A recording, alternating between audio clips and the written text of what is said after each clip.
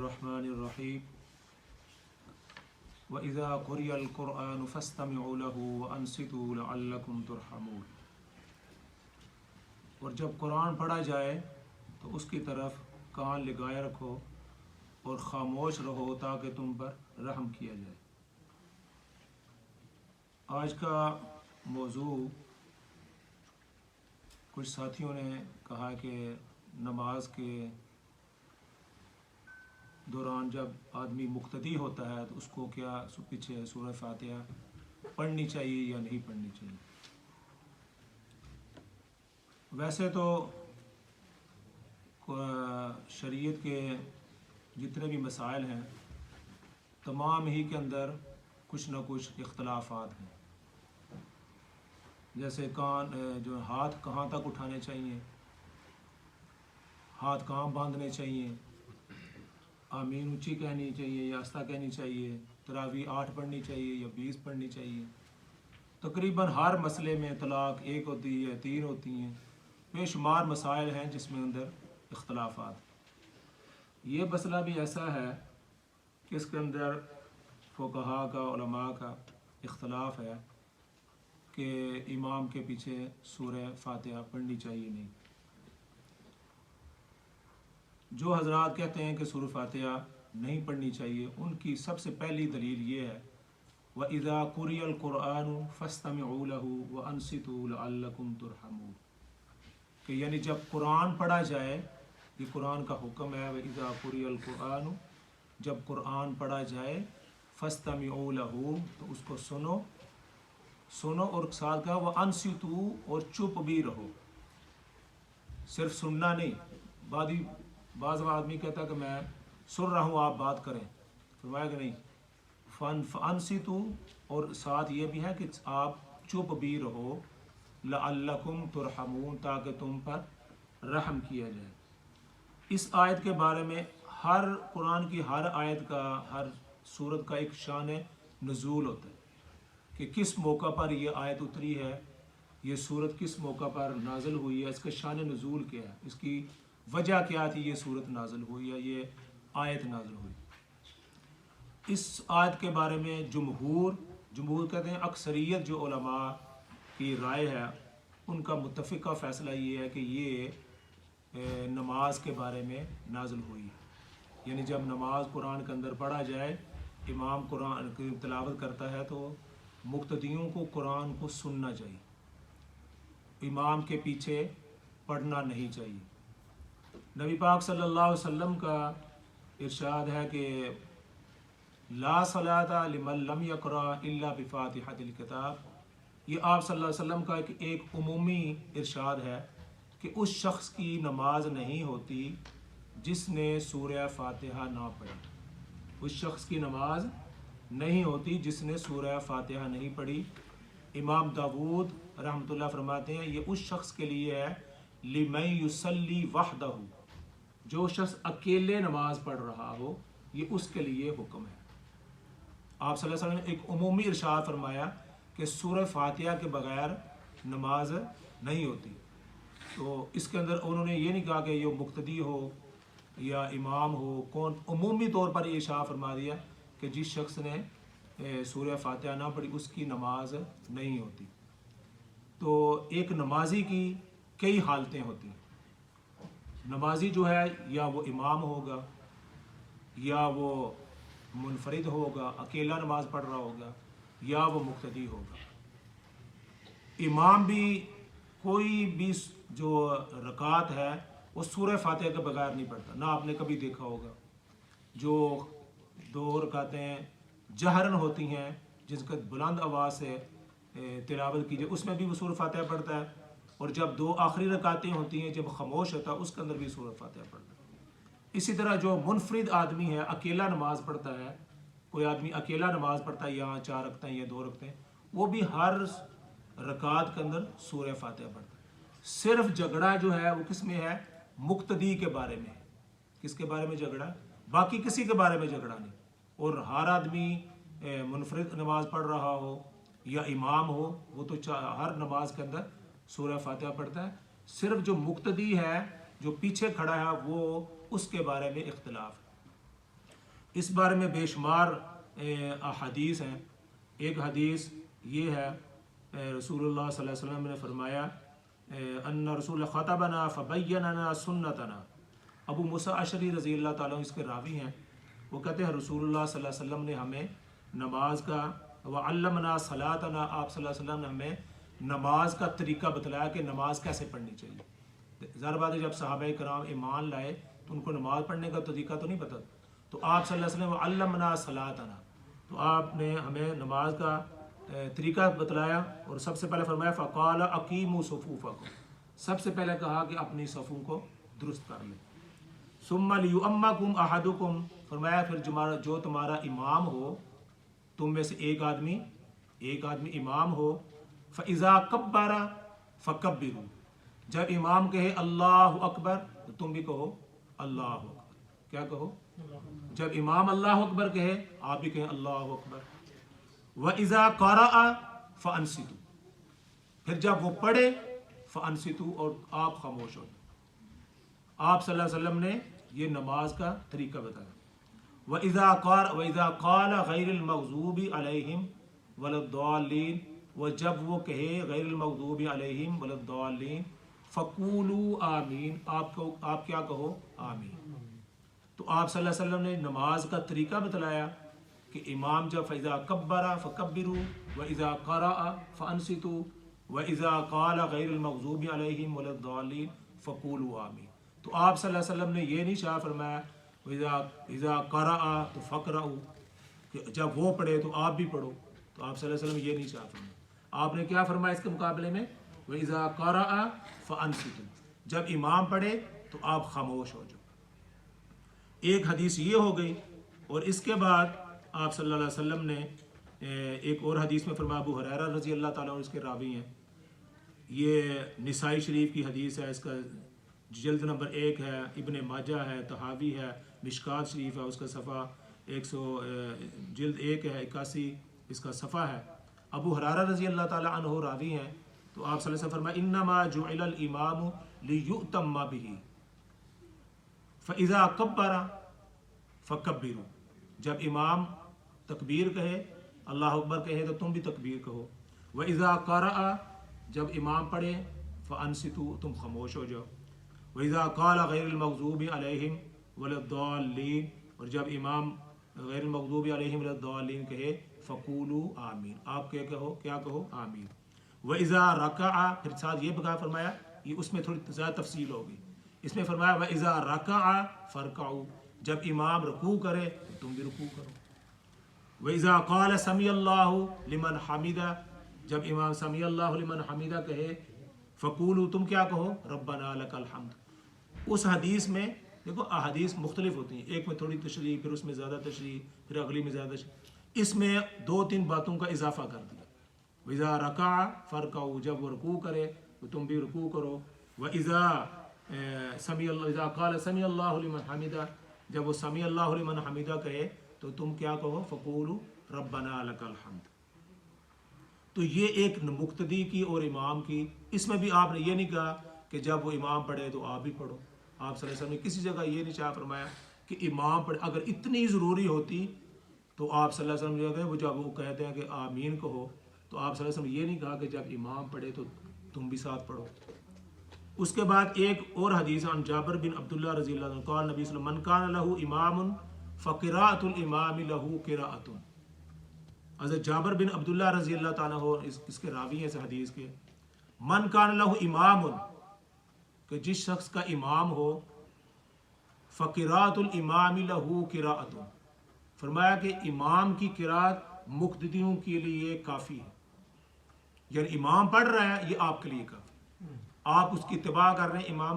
میں نے کہا امام کی قرات مقتدیوں کی قرات جو ہے نا ان کے لیے کافی ہے، ان کو ایکسٹرا پڑھنے کی ضرورت نہیں. من کان لہ امام فقراءۃ الامام لہ قراءۃ. ایک دفعہ نبی پاک صلی اللہ علیہ وسلم نے انس رضی اللہ تعالیٰ اس کے راوی ہیں قال صلی بنا رسول اللہ صلی اللہ علیہ وسلم ثم اقبل علینا بوجہہ. ایک دفعہ ہم نے نبی پاک صلی اللہ علیہ وسلم کے پیچھے نماز پڑھی، پھر آپ صلی اللہ علیہ وسلم نماز کے بعد ہماری طرف متوجہ ہوئے. فقال اتقرؤون والامام یقرأ، آپ نے پوچھا کہ کیا تم بھی پڑھ رہے ہو جب امام پڑھ رہا تھا؟ کیا پوچھا؟ کہ جب امام پڑھ رہا تھا تو آپ بھی پڑھ رہے تھے؟ نماز پڑھانے کے بعد آپ مقتدیوں کی طرف متوجہ ہوئے، نماز پڑھانے کے بعد کیا پوچھا؟ قال فقال اتقرؤون والامام یقرأ فسکتوا، سارے لوگ خاموش رہے، کوئی بولا نہیں۔ فاسألہم ثلاثا، آپ صلی اللہ علیہ وسلم 3 مرتبہ پوچھا، بھائی کوئی آپ بول نہیں رہے ہو؟ صحابہ کرام تو وہ ڈر سے سارے خاموش ہو گئے کہ کوئی بول نہیں رہا تھا۔ تو آپ صلی اللہ علیہ وسلم نے ان سے پوچھا اتقرؤون، کیا امام کے پیچھے تم پڑھ رہے تھے؟ 3 دفعہ پوچھا تو ایک پھر شخص بولا فقالوا انا نفعل قال فلا تفعلوا، ایک شخص ان میں سے بولا یا رسول اللہ ہاں میں پیچھے پڑھ رہا تھا، فرمایا کہ لا تفعلوا، میرے پیچھے نہ پڑھا کریں، میرے پیچھے نہ پڑھا کریں۔ تو آپ صلی اللہ علیہ وسلم نے پڑھنے سے منع فرمایا۔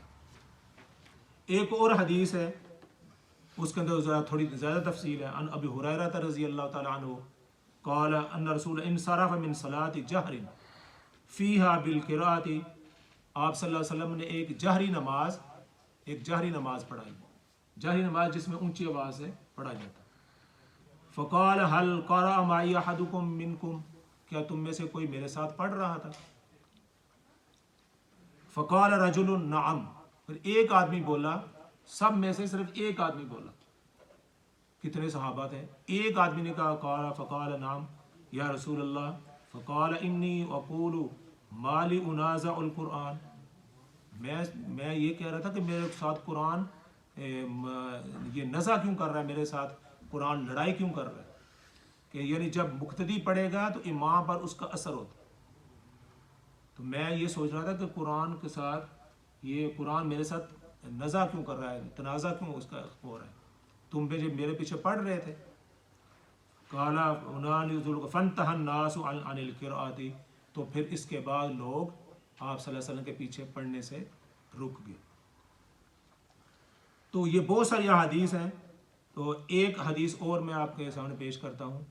نبی پاک صلی اللہ علیہ وسلم کے ایک صحابی حضرت ابو بکرہ رضی اللہ تعالیٰ عنہ، وہ جب مسجد کے اندر داخل ہوئے تو آپ صلی اللہ علیہ وسلم اس وقت رکوع کے اندر چلے گئے۔ جب آپ صلی اللہ علیہ وسلم رکوع کے اندر چلے گئے تو انہوں نے جب دیکھا کہ آپ صلی اللہ علیہ وسلم رکوع کے اندر چلے گئے ہیں تو انہوں نے مسجد کے دروازے کے اندر داخل ہوتے ہی وہاں سے اللہ اکبر کہا کہ رکوع کر لیا، اور رکوع کرتے کرتے کرتے کرتے کرتے آ کر صف کے اندر مل گئے۔ بات سمجھ آئی؟ آپ کی توجہ نہیں شاید۔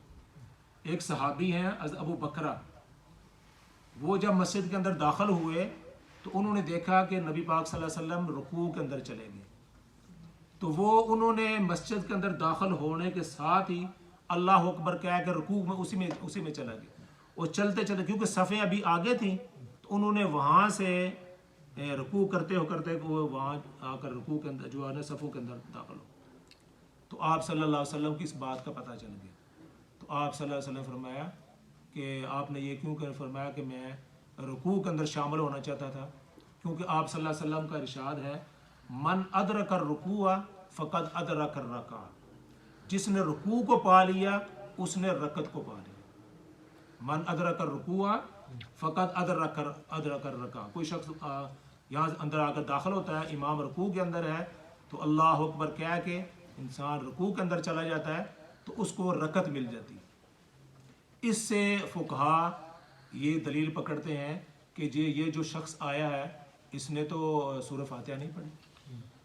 آپ کہتے ہیں کہ سورہ فاتحہ کے بغیر نماز نہیں ہوتی، تو اس شخص نے سورہ فاتحہ نہیں پڑھی تو اس کی نماز کیسے ہوگی؟ تو آپ صلی اللہ علیہ وسلم نے اس کو یہ نہیں کہا کہ تمہاری تو نماز ہی نہیں، تم سورہ فاتحہ، فرمایا کہ اللہ تمہاری حرص کو زیادہ کرے، آئندہ ایسے نہ کرنا کہ یعنی جب وہاں سے رکوع کر کے صف کے اندر داخل شامل نہ ہو، بلکہ وہاں سے چل کر آؤ، یہاں پہنچو، اگر رکوع مل جائے تو ٹھیک ہے، نہ ملے تو اس کے بعد آپ نماز دوبارہ اپنی ایک رکعت پوری کر لینا۔ تو آپ صلی اللہ علیہ وسلم نے کہیں بھی اس کو نہیں کہا کہ آپ نے تو سورہ فاتحہ نہیں پڑھی تو آپ کی نماز کس طرح ہوئی۔ کسی جگہ بھی آپ صلی اللہ علیہ وسلم نے سورہ فاتحہ کا ذکر نہیں کیا۔ عمومی طور پر آپ صلی اللہ علیہ وسلم نے صرف یہ کہا کہ یہ جو ہے نا اپنا لا صلاۃ لمن لم یقرأ الا بفاتحۃ الکتاب، جس نے سورہ فاتحہ نہیں پڑھی اس کی نماز نہیں ہوتی. کیوں؟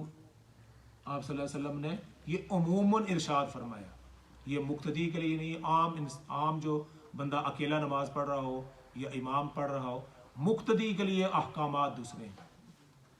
ایک آپ مثال یہ سمجھیں کہ کوئی شخص مسجد میں آیا تو امام جو ہے نا ابھی اپنی قرات ختم کر کے رکوع کے اندر ہی جانے والا ہوتا ہے، اس کو 2-3 سیکنڈ ملتے ہیں اللہ اکبر کہہ کے وہ پیچھے کھڑا ہوتا ہے.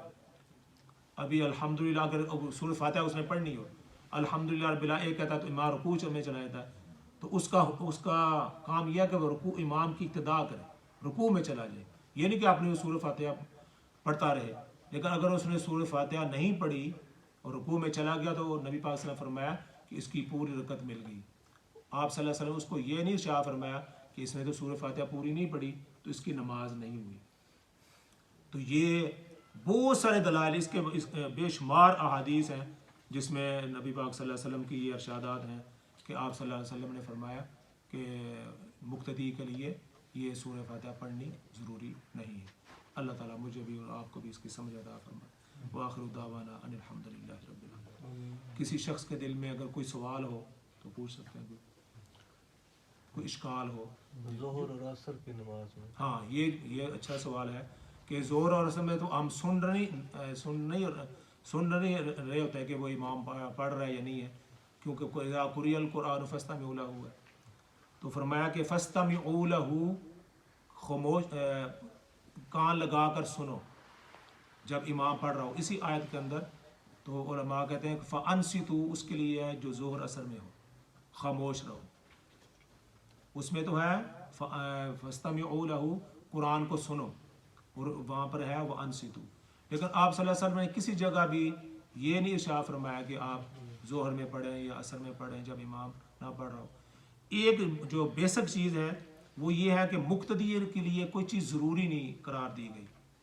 اگر مقتدی کے لیے بھی یہ ضروری قرار دے دی جائے تو پھر امام کا اور مقتدی کا تعلق جو ہے وہ ٹوٹ جاتا ہے. امام کچھ کر رہا ہے اور مقتدی کچھ کر رہا ہے. اور دوسری بات یہ ہے کہ اس میں امام ابن تیمیہ رحمۃ اللہ علیہ اور امام احمد بن حنبل رحمۃ اللہ علیہ وہ تھوڑی سی یہ گنجائش دیتے ہیں کہ کوئی آدمی اگر جو سری نمازیں ہیں، خاموش نمازیں، اگر وہ اس میں پڑھ لیتا ہے تو اس کی گنجائش. لیکن گنجائش ہے کہ دوسرے لوگ جو اس کو لازم قرار دیتے ہیں، لازم قرار نہیں دینا چاہیے. گنجائش آدمی دے سکتا ہے کہ چلو دوسری حدیث کی وجہ سے اس کے اندر گنجائش. لیکن ایک آدمی کہے کہ تمہاری نماز ہی نہیں ہوئی اس کے بغیر، اس کی گنجائش. ٹھیک، اور کسی کے ذہن میں؟